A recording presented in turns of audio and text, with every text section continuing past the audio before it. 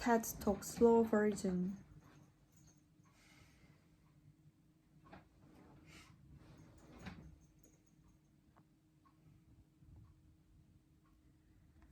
In 2010, South Korea experienced a particularly cold winter. People couldn't activate their smartphone while wearing gloves, so they began with the snack substitution, causing one company to see a 40% rise in sausage sales. So, what could sausages do the gloves couldn't? In other words, how do touchscreens actually work? In 1965, the first ever touchscreen was invented to help British air traffic controllers efficiently update flight plans.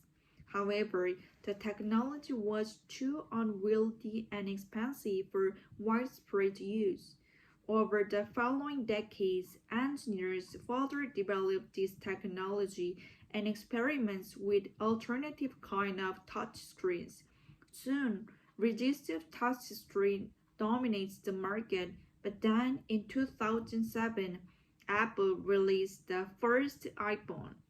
It was a breakthrough, getting functions using the same principle as the first touchscreen, capacitance. Nowadays, capacities and resistive touchscreens are two of the most common types. Both use an external input to complete their electric circuits. In conductive materials, electrons flow around atoms, forming an electric current. In contrast to insulators, the electrons in conductors are weakly bound and flow easily. A resistive touchscreen has two layers. The top is a clear flexible material, usually plastic, while the bottom is something rigid, like glass. These layers are coated with a conductive substance and separated by a thin gap.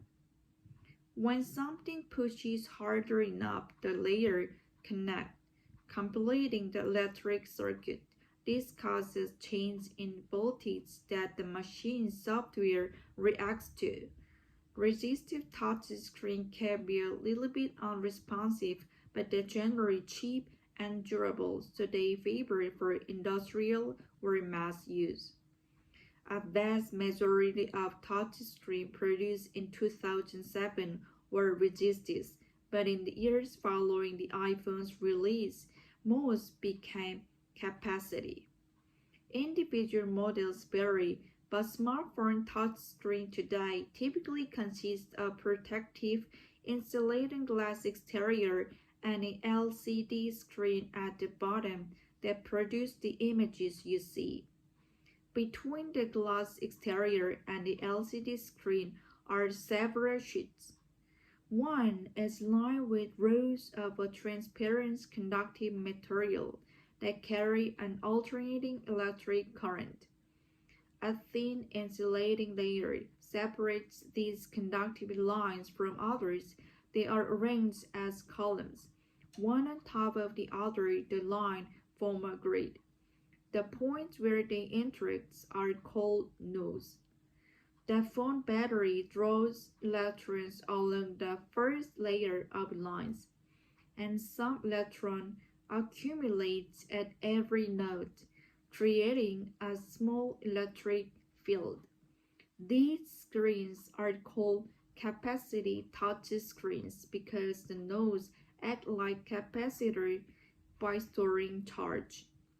They are generally easier to use than resistive touchscreen because they interact directly with your finger without the application of force. Your body is a great conductor and is constantly transmitting electric currents. Why? Because about 60% of you is water. Now, while chemically pure water is insulated, most water is impure.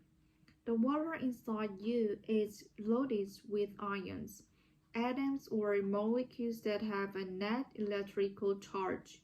So when you click on the app, your finger functions like a third electrical line. It interacts with the existing electric field, which induces a weak electric current that travels through your finger and eventually back into the phone. This changes the amount of charge at the affected nodes. Enforces measurements along the second layer of lines. Tell the phone's microprocessor which part of the screen is being touched. However, if you try using a smartphone while your hands are wet or gloves, you will probably have some trouble. Both interrupt the electrical connection between your finger and phone. If water is splashes across the screen, it might trigger many underlying nodes, and the phone could act like you've touched it in multiple places at once. On the other hand, gloves are insulated, so the charge has nowhere to go. Meanwhile, objects can conduct electricity about as well as your finger, like banana peels and certain processed meats, can all activate this screen. Knowledge that comes in clutch when you're in a pickle.